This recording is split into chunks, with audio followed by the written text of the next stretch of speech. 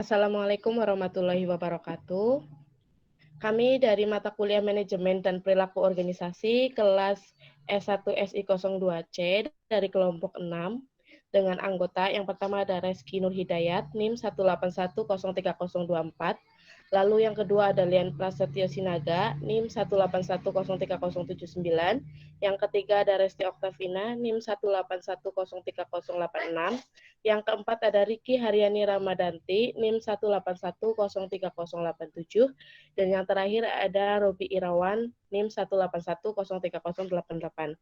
Nah, di sini kami akan menjelaskan terkait dengan studi kasus mengenai kebijakan perusahaan dari sisi kantuk dari karyawannya. Case study-nya adalah yang pertama, Ardianto adalah seorang financial planner, kehilangan tidur karena panggilan kerja jam 5 pagi, sehingga membuat dia menyelinap ke mobilnya untuk tidur siang sebentar setiap hari. Dia tidak sendiri, terbukti dari komentar-komentar di web yang sering dikunjungi oleh para investment bankers yang menulis blog tentang perjalanan mereka. Apakah perilaku kelompok pekerja yang tidur siang secara diam-diam ini baik untuk organisasi mereka? Penelitian menunjukkan bahwa mereka harus didorong. Lalu tidur adalah masalah, atau lebih tepatnya kurangnya kualitas tidur adalah masalah organisasi yang mahal yang tidak dapat kita abaikan lagi. Mengantuk, istilah teknis dalam hal ini yang menunjukkan tekanan fisiologis yang sebenarnya untuk tidur, menurunkan kinerja dan meningkatkan kecelakaan, cedera, dan perilaku tidak etis. Sebuah survei menemukan bahwa 29% responden tidur saat bekerja, 12% terlambat bekerja, 4% pulang kerja lebih awal, dan 2% tidak masuk kerja karena mengantuk. Sementara rasa kantuk mempengaruhi 33% populasi di Amerika Serikat. Kantuk yang ekstrim secara klinis di siang hari sepenuhnya melemahkan hingga 11% tambahan. Efek kantuk tersebut mempengaruhi organisasi yang menyebabkan jam kerja lebih lama dan dengan demikian lebih banyak kantuk. Penyebab epidemi kantuk tampaknya adalah tempat kerja modern. Karyawan penuh, kurang waktu tidur selama 30 tahun terakhir sebagai akibat langsung dari hari kerja yang lebih panjang, membuat mereka lebih berisiko mengalami gangguan tidur. Kantuk secara langsung menurunkan rentan perhatian, memori, pemrosesan informasi, pengaruh, dan kemampuan regulasi emosi. Penelitian tentang kurang tidur telah menemukan bahwa pekerja yang lelah mengalami tingkat yang lebih tinggi dari sakit punggung, penyakit jantung, depresi, penarikan kerja, dan ketidakpuasan kerja. Semua hasil ini memiliki implikasi yang signifikan terhadap efektivitas dan biaya organisasi. Kantuk dapat menyebabkan 14 miliar dolar untuk biaya pengobatan hingga 69 miliar dolar untuk kecelakaan mobil, dan hingga 24 miliar dolar untuk kecelakaan kerja di Amerika Serikat setiap tahunnya. Meskipun berada di ruangan yang memiliki cahaya yang terang dan terdapat suara yang nyaring, berdiri, makan, dan mempraktikkan postur tubuh yang baik dapat mengurangi rasa kantuk untuk sementara. Hanya ada satu obat yang bertahan lama, lebih banyak jam tidur berkualitas baik. Beberapa perusahaan mendorong tidur siang di tempat kerja sebagai solusi untuk masalah tersebut. Dari satu survei terdapat 600 perusahaan mengungkapkan bahwa 6% memiliki kamar tidur khusus. Selain itu, dalam jajak pendapat terhadap 1.508 pekerja yang dilakukan oleh The National Sleep Foundation, 34% mengatakan mereka diizinkan tidur siang di tempat kerja. Kebijakan ini mungkin awal yang baik, tapi itu hanya pendekatan band-aid karena yang dibutuhkan adalah tidur yang lebih banyak dan lebih baik. Peneliti menyarankan bahwa organisasi harus mempertimbangkan jam kerja yang fleksibel dan otonomi yang lebih besar untuk memungkinkan karyawan memaksimalkan jam kerja produktif mereka. Mengingat tingginya biaya kantuk, inilah saatnya bagi mereka untuk menangani masalah tersebut dengan lebih serius. Baik, untuk selanjutnya dari kami akan mendiskusikan beberapa pertanyaan mengenai yang berkaitan dengan studi case yang sudah dibacakan sebelumnya. Di antaranya yaitu A. Haruskah organisasi memperhatikan kantuk karyawan mereka? Faktor apa yang mempengaruhi tidur yang mungkin lebih atau kurang di bawah kendali organisasi? Kemudian B, bagaimana kurang tidur dapat menunjukkan aspek ekspektansi teori? Bagaimana penggabungan NAPRUMS untuk karyawan yang tidur dapat menunjukkan expect equity teori? Kemudian yang C, kurang tidur bisa sangat berbahaya bagi kesehatan. Apa masalah kesehatan utama dan bagaimana seharusnya organisasi berusaha mengelola masalah yang timbul dari kurang tidur? Kemudian yang terakhir, ada kesimpulan dan saran. Untuk diskusi mengenai pertanyaan pertama dari teman-teman dipersilahkan. Untuk pertanyaan yang A, haruskah organisasi memperhatikan kantuk karyawan mereka dan faktor apa yang mempengaruhi tidur yang mungkin lebih atau kurang di bawah kendali organisasi? Jawabannya tentu harus, karena harus ada pengawasan setiap karyawan yang dapat menghambat dan mempengaruhi tujuan dari organisasi tersebut dalam hal jam kerja dan kinerja karyawan. Namun perlu diperhatikan kembali dalam kebijakan organisasi mengenai jam kerja yang mempengaruhi kondisi fisiologis karyawannya, serta dapat faktor kurang lebihnya kendali diantaranya karena jadwal aktivitas yang padat yang memungkinkan kurangnya pengawasan terhadap karyawan yang mengalami masalah kantuk, sehingga membutuhkan tenaga lebih.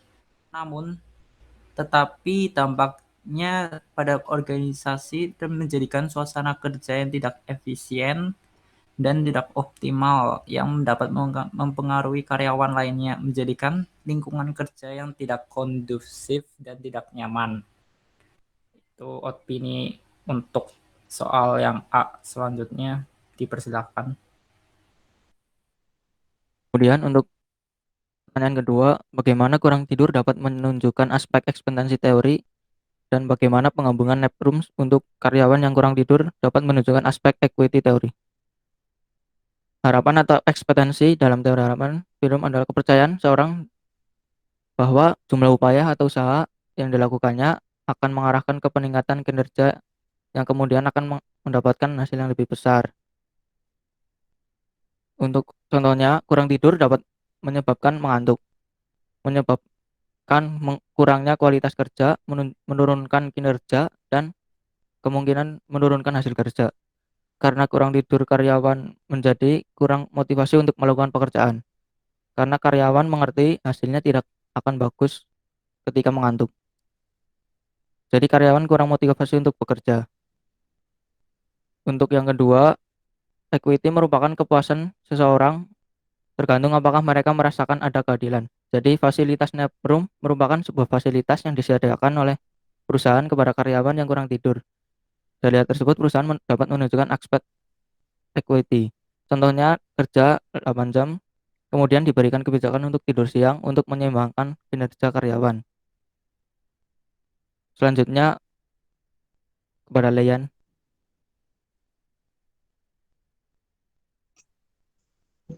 Ya, baik. Selanjutnya yang C. Kurang tidur bisa sangat berbahaya bagi kesehatan. Apa masalah kesehatan utama dan bagaimana seharusnya organisasi berusaha mengelola masalah yang timbul dari kurang tidur? Opini dari saya, masalah kesehatan utama yang dapat ditimbulkan dari kurang tidur dapat memicu masalah kesehatan yang sering. Di antaranya menyebabkan penyakit jantung, serangan jantung, gagal jantung, detak jantung yang tak beratur, tekanan darah tinggi, hingga diabetes. Dan itu semua dapat berpengaruh dalam meningkatkan risiko kematian. Cara perusahaan mengelola masalah yang timbul adalah dengan yang pertama, memberikan jam kerja yang fleksibel terhadap karyawan, sehingga para karyawan bisa mengatur jam kerja dan tidurnya supaya lebih nyaman, namun tetap bekerja sesuai dengan jumlah jam yang sudah ditentukan. Yang kedua, memberikan fasilitas nap room terhadap karyawan yang ingin beristirahat, supaya bisa kembali bekerja dengan lebih produktif. Baik, terima kasih teman-teman. Mungkin sebelumnya dari teman-teman yang lain ada yang mau menambahkan? Dipersilahkan. Oke, mungkin akan saya tambahkan mengenai pertanyaan C. Mungkin ada sedikit informasi kelebihan dan kekurangan tidur. Efeknya mungkin untuk kekurangan tidur dan kebanyakan tidur, efeknya yang bersama. Bangun dari tidur malam, setiap orang tuh hanya berlangsung selama 4 jam, biasanya membuat kacau menjalani hari. Hilangnya konsentrasi dan lain-lain. Lalu setiap pribadi seseorang tuh mempunyai jam tidurnya masing-masing, jadi tidak bisa disamakan semuanya. Misalnya Lian tidurnya 8 jam, mungkin bagi saya 8 jam itu masih kurang cukup untuk bisa menjalani aktivitas sehari-hari. Lalu efeknya saat seseorang tidur berlebih akan memicu menghasilkan perubahan fisik, mental, serta perilaku yang menunjukkan orang yang bangun kesiangan dapat mengalami sejumlah efek samping seperti pusing sepanjang hari, sering mengantuk, serta kelelahan yang tidak jelas penyebabnya. Itu orang yang kebanyakan tidur, yang sering bangun kesiangan. Untuk orang biasanya yang kurangan tidur, salah satu penyebab utamanya adalah kekurangan atau hilangnya konsentrasi terhadap aktivitas kerjanya sehari-hari. Mungkin yang lebih optimal, setiap orang tuh nggak bisa dipatokkan dalam jam tidurnya. Misalnya 8 jam belum tentu cukup untuk orang A, belum tentu cukup untuk orang B. Tidur dengan kualitas yang bagus adalah seseorang misalnya A bisa bangun dengan secara alami tanpa patokan jam berapa harus bangun atau sebagainya. Itu menurut opini saya. Selanjutnya apa ada yang bisa beropini lagi? Silakan. Baik, terima kasih untuk pendapatnya, Mas Robi. Mungkin dari teman-teman yang lain ada tambahan? Dipersilahkan. Saya. Oke, di sini saya ingin membantu pendapat dari yang pertama, yaitu haruskah organisasi memperhatikan kantuk karyawan.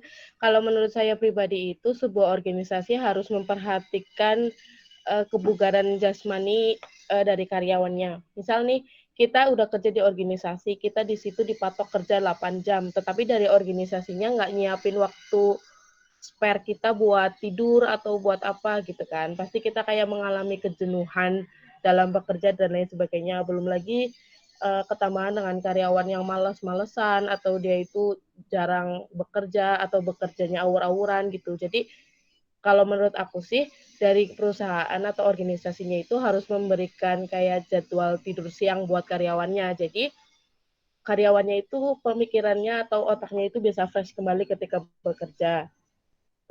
Lalu yang kedua atau bisa dari perusahaan itu memberikan kayak rotasi kerja. Jadi rotasi kerja yang aku maksudin di sini itu kayak shift kerja loh. Jadi ada perbagian kerja antara karyawan satu sama karyawan yang lain di dalam satu unit yang sama. Jadi dari karyawan itu tuh nggak merasa lelah ketika bekerja begitu. Begitu Mbak Riki. Baik, terima kasih Mbak Resti Okta. Dari yang lain mungkin ada yang mau menambahkan lagi? Dipersilahkan. Oh iya, mau menambahkan lagi. Terkait dengan kebijakan tadi yang harusnya dibuat sama perusahaan untuk memberikan spare waktu buat karyawannya tidur, kalau menurut saya itu diberi kayak sekitar 15-20 menit buat karyawan tidur. Karena kalau misal kita diberi waktu kayak terlalu lama 2 jam atau 3 jam buat karyawan tidur siang itu, nanti bakal menyebabkan sleep inersia atau bangun dalam kondisi lemas. Justru malah bukan buat pemikiran jadi refreshing, malah justru jadi badannya lemes, terus malah lebih lesu gitu. Dan membahas terkait dengan NEPRUMS tadi, sebenarnya itu cukup bagus jika ditambahkan dengan fasilitas-fasilitas yang memungkinkan, tetapi tetap diseimbangkan dengan kondisi internal dari organisasi. Nggak mungkin juga kan kayak kita organisasinya kecil gitu, perusahaan masih kecil, tetapi kita sudah harus menyiapkan NEPRUMS dengan sarana seperti AC dan lain sebagainya gitu. NEPRUMS bagus, tetapi tetap harus disesuaikan dengan kondisi internal dari organisasinya. Juga disesuaikan dengan karyawannya. Kalau karyawan itu sering males-malesan dan lain sebagainya, menurut saya nggak perlu dibuatkan NEPRUMS untuk karyawan yang seperti itu, yang kerjanya kurang baik dan kurang efisien. Seperti itu. Lalu untuk yang diperhatikan juga mengenai perusahaan atau organisasi tersebut, perlu dipertimbangkan mengenai jam kerja yang lebih efisien untuk karyawannya. Dalam arti lain, kedua belah pihak antara perusahaan atau organisasi dengan karyawannya tentu harus mempunyai prinsip masing-masing dalam kerjaannya di perusahaan atau organisasi.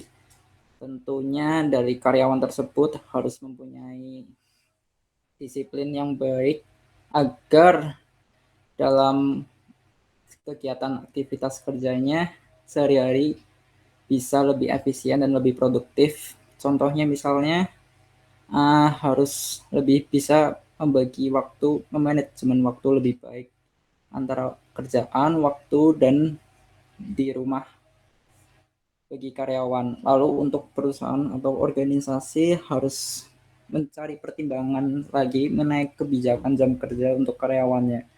Karena tentunya jika jam kerja yang tidak optimal dapat mempengaruhi karyawannya juga dan menghambat hasil kinerja tujuan organisasi atau perusahaan tersebut. Terima kasih. Baik, terima kasih untuk tambahannya dari Mbak Resti Okta dan Mas Robi. Dari yang lain mungkin ada yang mau ditambahkan lagi? Silahkan. Iya, saya ingin menambahkan sedikit saja. Misal dalam perusahaan ada karyawan yang mendapatkan porsi kerja yang berlebih sehingga dia misalnya ada deadline yang harus dikerjakan atau ada tambahan tugas sehingga karyawan tersebut harus bekerja melebihi dari jam kerjanya. Jadi perusahaan membuat kebijakan ketika ia besok masuk, ia bisa mungkin masuknya bisa lebih telat daripada karyawan yang lain karena sudah bekerja lebih lama di hari sebelumnya. Itu saja tambahan dari saya.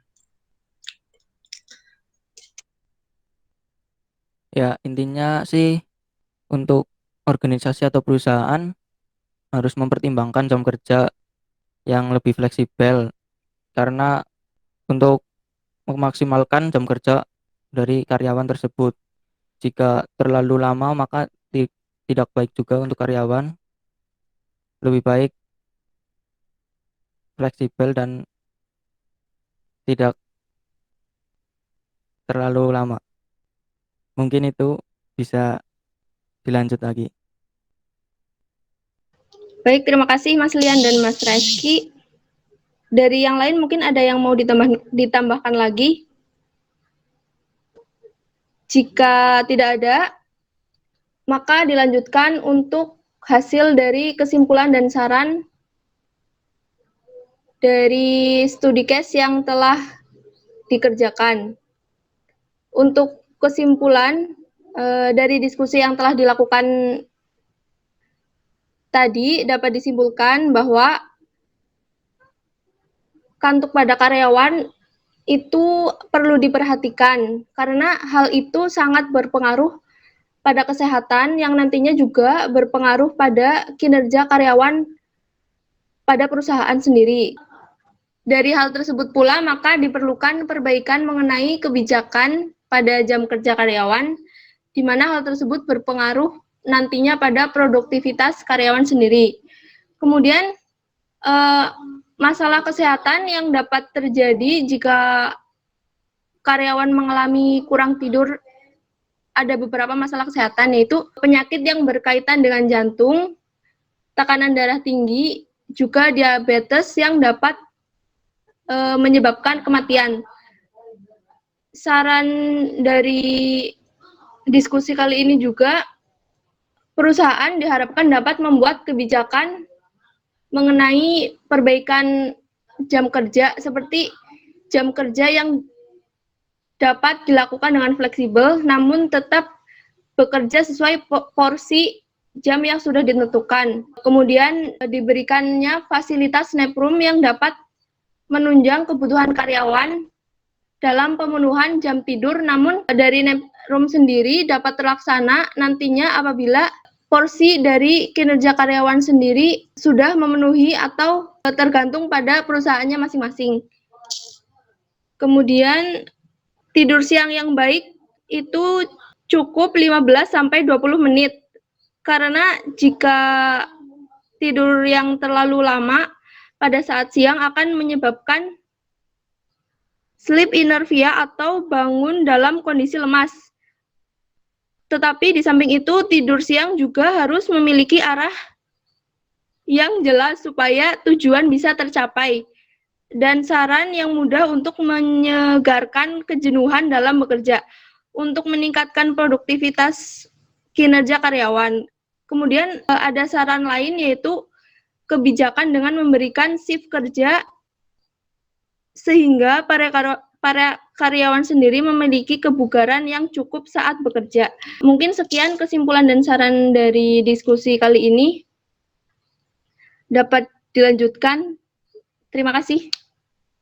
Oke, sebelumnya terima kasih buat teman-teman semua yang sudah berada dalam Meet ini untuk melakukan sesi diskusi mengenai studi kasus tentang kantuk dan tidur siang yang dibutuhkan karyawan dalam bekerja pada suatu perusahaan.